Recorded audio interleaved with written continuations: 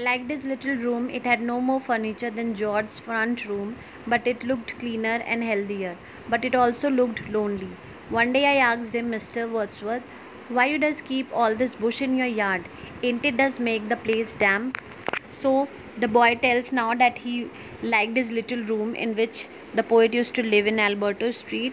It was not having much furniture, but it looked cleaner and healthier. But at the same time, it also looked lonely because apart from the poet, no one lived there. So the place was a bit lonely. One day the boy asked the man that, Mr. Wordsworth, what you do? Why you keep your yard so bushy? Why you don't clean it? Why you don't maintain it? Doesn't it make the place look damp? Doesn't it make the place look dull and untidy? He said, listen and I'll tell you a story. Once upon a time, a boy and girl met each other and they fell in love.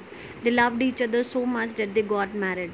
They were both poets. He loved words, she loved grass and flowers and trees. They lived happily in a single room, and then one day the girl poet said to the boy poet, we are.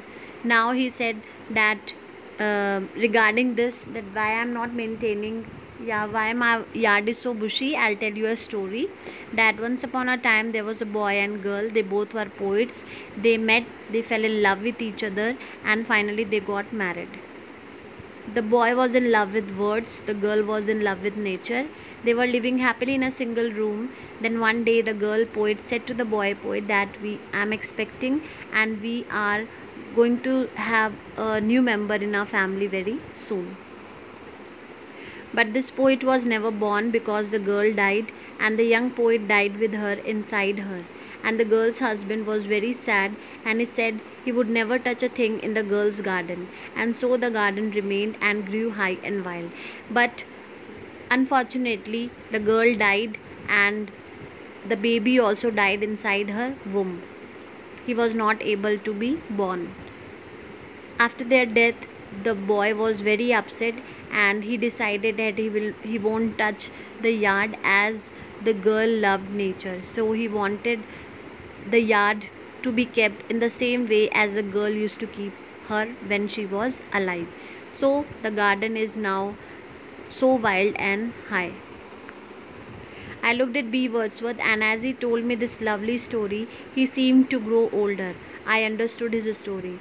So when the man was telling the boy story about a girl and a boy poet, he seemed to grow older. The boy understood that it is his own story. We went for long walks together. We went to the botanical gardens and the rock gardens. We climbed Chancellor Hill in the late afternoon and watched the darkness fall on the port of Spain, and watched the lights go on in the city and on the ships in the harbor. Harbor means port. So after, now they were friends, so they used to go for long walks together. They went to the botanical garden, they visited rock garden, they climbed Chancellor Hill, and they even watched the sunset and how the light used to fall on in the city and on the ships in the harbor. He did everything as though he were doing it for the first time in his life. He did everything as though he were doing some church rite. Whenever he did anything, he used to do it with full of excitement and zeal, as if he was doing it for the first and the last time. He did everything with so much purity that it seemed that he was performing some church rituals or some religious rituals. He would say to me, now how about having some ice cream? And when I said yes, he would grow very serious and say, now which cafe shall we patronize? As though it were a very important thing. He would think for some time about it and finally say, I think I'll go and negotiate the purchase with that shop. Now he asked the boy if he wants to have some ice cream, and when the boy said yes, he wants to have ice cream, the man grew very serious and said that now I have to think that which cafe shall we go in order to have the ice cream. That small thing of having an ice cream was a big thing for that man, and he thought about it very seriously, and after thinking for a while he said that okay, I'll go to that shop and I'll try to get the ice cream at a bargain price. I'll try to negotiate. The world became the most exciting place. One day when I was in his yard, he said to me, I have a great secret which I am now going to tell you. I said, it really secret? At the moment, yes.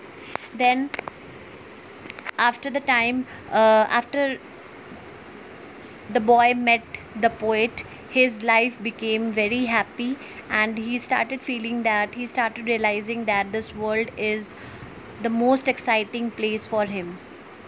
Earlier, when he was not in terms with this man, his life was without meaning, very simple. But now, after he was friends with B. Wordsworth, his life has completely changed. One day, when the boy was in his yard, the poet said to the boy that I'm going to tell you a secret which I kept it to me. The boy said, Really? The man replied, Yes. I looked at him and he looked at me. He said, This is just between you and me. Remember, I am writing a poem. Oh, I was disappointed. He said, But this is a different sort of poem. This is the greatest poem in the world. I whistled. Now he looked at me and I looked at him. He said that this secret will be just between you and me. So, you have to keep it as a secret only. And I want to tell you that I am writing a poem. But this poem is different from all the poems because this is going to be the greatest poem in the world. The boy got happy and he started whistling.